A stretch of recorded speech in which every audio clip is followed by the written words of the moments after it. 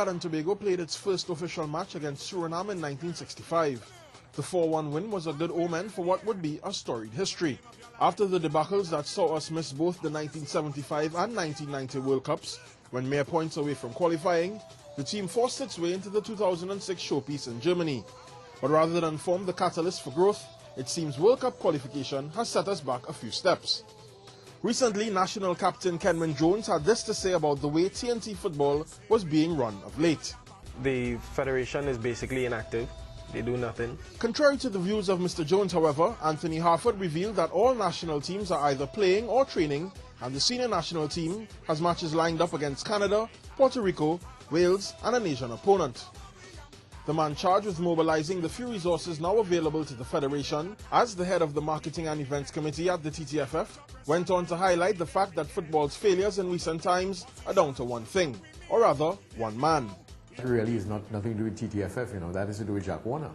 Because Jack Warner ran football until he demitted office a few months ago. So when people, I keep saying this to people, I say when you talk of bad administration, you have a group of people who've been involved in football, but who really didn't have very much to do because Jack Warner did everything. He was the main promoter of football, he paid the bills, he made all the decisions, and he may have called himself special advisor. But I think everybody in Trinidad and Tobago, we can't fool ourselves into saying that, this was not Jack Warner, this was the TTFF. The people in the TTFF were simply there as props. Mr. Harford says while Mr. Warner has done good by TNT football as well, he left a void when he was deposed. The rebuilding process is being done slowly, deliberately and carefully, and without any money. A national team is the end result of the programs you've had in place. While Trinidad and Tobago has not succeeded as regularly as we should, the truth is there were some real good quality attempts to create a foundation for football. And we must not take away those credits from the people like Jack Warner. Our team under 23s, which went to the Olympic playoffs just a few months ago, those are the same boys who played for Trinidad and Tobago at the World Cup at under 17 level.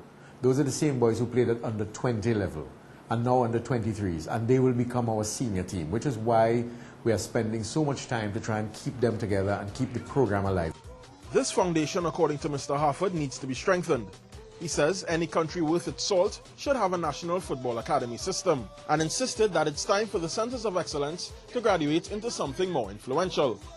To this end, the TTFF has been in contact with FIFA in an effort to have them reinstate their funding of our football. Mr. Harford describes the relationship as cordial despite the water under the bridge. For former soca warrior Brent Sancho, an academy is very important to the future of the game in Trinidad and Tobago. But for him, there are leftover issues from the last executive that can ease the TTFF's burden. And two of the statements made by both Mr. Campson and Mr. Gordon that there is money, and there was money in the LOC 2006 account, which was controlled by Mr. Warner, and for some reason they are not trying to go after that money that is there. It is not a situation that we are the only ones that are owed money, but the money is there also for programs to be funded. Both Sancho and Harford agree that the road back is a long one. For his part, Mr. Harford says the TTFF is working assiduously to develop its options, and should be ready to reveal them to the national community at large by year's end. With over a quarter of the population involved in football, it remains to be seen if the TTFF's plans will spark a renaissance in TNT football, or if we're in for more soccer worries. Jovan Ravello, TV6 Sport.